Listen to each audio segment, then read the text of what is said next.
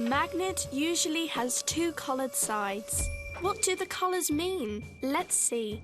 The red side sticks to iron, and so does the green side. So both sides are magnetic. Let's get another magnet. The red sides repel each other. So do the green sides.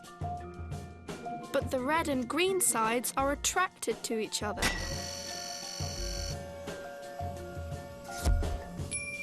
The red side of the magnet is called the North Pole, and the green side is called the South Pole.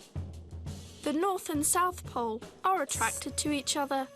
What happens if you cut a magnet in half, right down the middle?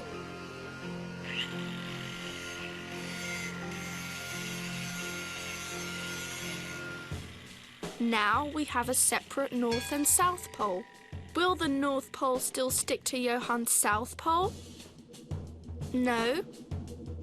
And yes, they haven't become two individual poles, but two small magnets. That's because a magnet is made up of many small magnets. Those magnets work together and combine form the whole magnet.